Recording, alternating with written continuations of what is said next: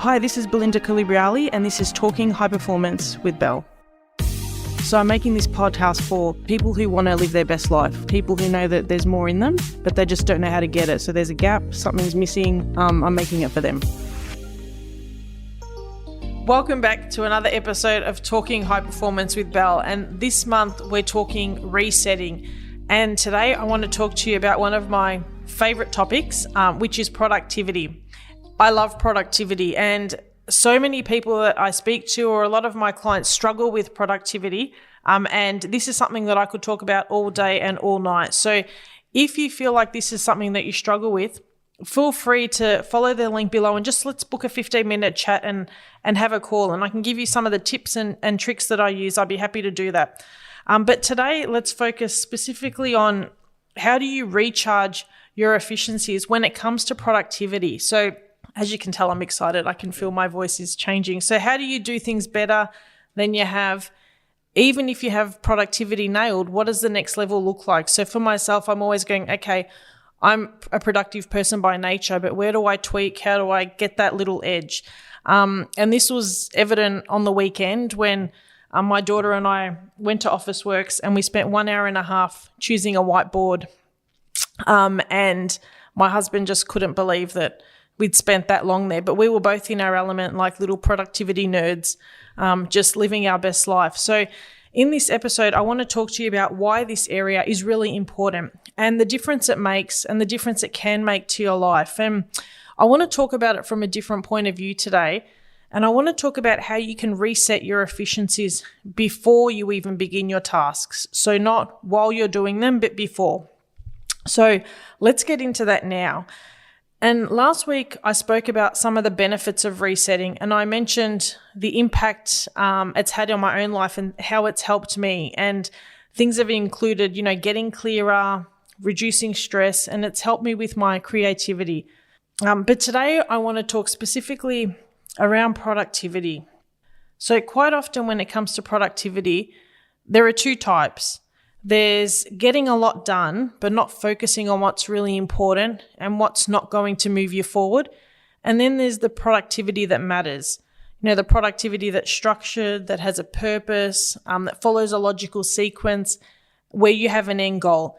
And that's what we want to aim for, where there's an outcome to what we're doing and there's something that we're going to achieve at the end.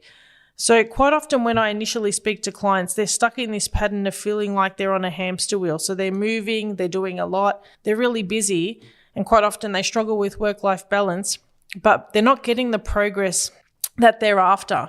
And one of the main reasons is that they're not raising their level of urgency, or they're not raising their level of necessity in areas that really matter. So they're fluffing about to avoid the hard stuff on what will actually move them forward. And in my Becoming You course, I talk about raising the level of urgency in order to get things done. And this is a really important topic that we cover. What are the steps to get it done? What do you do when you recognize things aren't working? And how do you move forward? And quite often, it's how do we turn what we should be doing into what we must be doing? But before we even get to that, let's talk today about what are 4 ways to reset your efficiencies before you even get to the task at hand. And as we're heading into the new year, I want you to identify what are the motivators that could be holding you back. Like, what are the reasons that you're being held back when it comes to productivity and getting things done? And what's holding you back from focusing on what really matters? And how do you cut out that excuse and step into the uncomfortable to get things moving forward? And so let's talk about 4 ways to do that now, or 4 steps to do that now. So step 1, when you're thinking about undertaking in a particular task, identify why is it important to you? So is there somebody that's relying on you and so you need to be at your best? Is there a particular outcome that you're after? Are your co-workers relying on you? Is your partner relying on you? Are your kids relying on you? So who needs you on your A game for you to undertake in this particular task? So some good questions to ask yourself are, what are my personal objectives when it comes to this? What are the reasons? What are my professional objectives? So why is it important to undertake in this task? And what is the overarching purpose of this project? Meaning, why do I even want to get it done?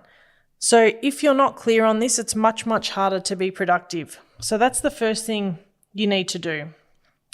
And if I think about my own life, when I did a plan for 2024, I needed to identify, okay, what are my personal objectives for myself, with my husband, with my kids? How do I want to feel? What energy do I need to give? How much extracurricular activities do we want to schedule in? Because quite often I hear parents all the time saying they've got so much on and it's exhausting. So I'm really conscious that, yes, we've got 4 kids and they all do a few activities, but I didn't want to over commit to that because it's just really exhausting. And sometimes I feel like less is more, and quite often we forget that. And I even went down to, when do we want to go away? What do we want to do? So I had to identify, why is it important? So once I go, okay, I've got that baseline, it's much easier to move forward. Step 2 is reflecting on past habits. So if you think about a time where you were most productive, how did you get so much done then? So what worked really well? Was there a theme that you'd applied? Quite often it's when people are studying or when they're new in their careers or when they've had specific deadlines. So how do you replicate what's worked well in the past and bring that into the future? So for myself, a time that I was really productive was when I was doing both roles in coaching and owning my optical stores whilst having 4 really young children. I had to separate the 2 jobs, and I had to be really specific in, okay, this time is for coaching, this time is for working at the shop, this time is dedicated to my family. And I bring this into my life now, but I separate it into sections. So it could be this part of the week is focusing on coaching one-on-one calls. This part of the week is focusing on content creation. This part is on admin. This part is on sales. So reflect on your past productivity habits and go, okay, what worked well and how do I apply that to now to help me accelerate my habits in 2024 and to help with my resetting? Step 3 is to assess your current habits. So are they supporting you or are they holding you back? And are they sustainable? So if we think about habits, they can either hinder our progress or they can help our progress. Our habits can be positive or negative. So identify which ones are the ones that are actually propelling us forward and which ones do we need to tweak or even sometimes leave. So what habits do you have that are working, that are sustainable, and ones that you need to let go? And also, what are some actions that maybe you've stopped that are really essential to propel you forward? So what is something that was working really well in the past when it comes to productivity, but then life got in the way and maybe you've forgotten about it? So what can you do to bring those habits back and to use them to build momentum in the next year? So that's step 3. And then step 4 is all about recognizing your fears and where you need to raise your level of necessity. So what often holds us back is the fear of failure. And I was talking to one of my coaching clients yesterday who was self-sabotaging for the fear of failure. Like, what happens if I fail? What happens if I don't pass my exams? How will I feel? What will others think of me? So acknowledging that challenges are inevitable, and even if you don't do as well as you hoped, it's okay. I'm sure you're still going to feel better than if you hadn't even tried. So just acknowledging that challenges are a part of the process, and sometimes we need to fail time and time and time again in order to get to that success at the end. So, and this is really important in moving us forward. And so recognizing the story that we're telling ourselves that's holding us back. And in my very first episode, I shared some of my own personal stories with you that were not only taking my energy, but also decreasing my productivity. So if you struggle with this, have a listen to episode 1, which is called The Stories We Tell Ourselves, and see if you can recognize any patterns within your own life. So have a listen to this episode, but if you've already done so, it's all about understanding and anticipating that setbacks are part of the journey, and each setback offers us another chance to learn and evolve. And if we're prepared, that mindset views failure as a stepping stone, which is really crucial in personal and professional success. So there you have it. Another episode of Talking High Performance with Belle has come to an end, and this month we're diving headfirst into resetting, and today was all around productivity. So as you know, it's a subject really close to my heart, but it's how do we reset and recharge our efficiencies to take our productivity to new heights in 2024. And this starts before we even get to the task at hand.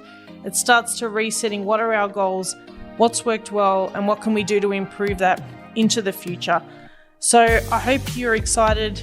You're as excited as I was saying this episode, and I hope that you're excited to implement these strategies and supercharge your productivity. So thanks for joining me today. And next week, we're going to be revisiting one of my prior topics around setting up your mornings for success to get you beginning the new year with all the right steps in place. So until then, live a successful, purposeful, and fully charged life. Your coach, Belle.